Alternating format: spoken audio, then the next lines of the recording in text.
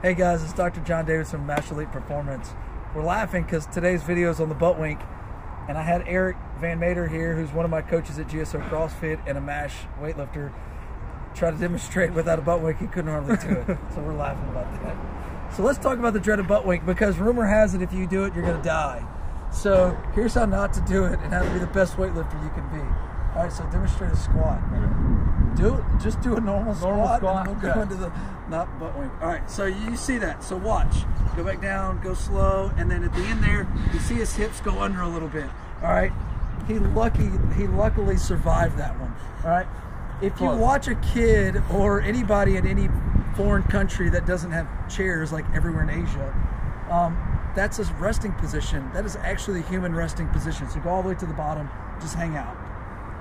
So this is a human resting position. This is actually the most efficient way to sit, right? Is in a squat. And you notice he does have a little curve here. That's normal, and it's not that big of a deal. Where it becomes an issue is when you start loading and you start putting weight on.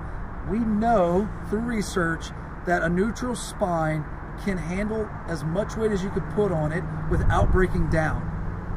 Well, what happens is when we try to go too low to get below parallel like we're supposed to, a lot of us don't have the mobility to be able to do it without a butt wink.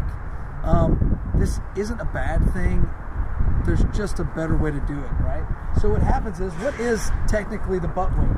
So go ahead and come up and go down real slow, and I'll tell you where to stop. So if you notice right here, this is all hip motion going into that squat. It's all coming from the hips. When he's run out of motion here, keep going.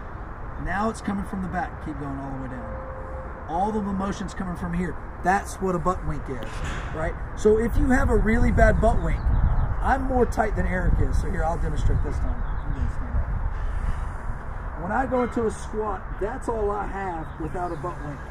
Now, if I have weightlifting shoes on, I can sit better with a good back. But for me to get all the way down, a lot of times from here, because I have really tight hips, I have to do that, right? So I know that.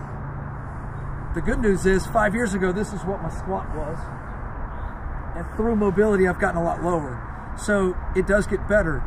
The main motion you want to work on, if you have a really bad butt wink, it's easy to find. Just videotape yourself. If you're here, and then all of a sudden you're doing that, we need to get that better, because that will result in low back pain. A little butt wink, some people have it. A lot of times a butt wink is literally just the spine returning back to neutral. Because so many times you see people coach and they'll overextend, and then when they get here, they just go neutral. So a lot of times it's not even bad in that sense either. To be able to do it, watch the last video that we just released on hip mobility. That'll give you all the motion that you need. The only thing that I would add is a lizard pose from yoga.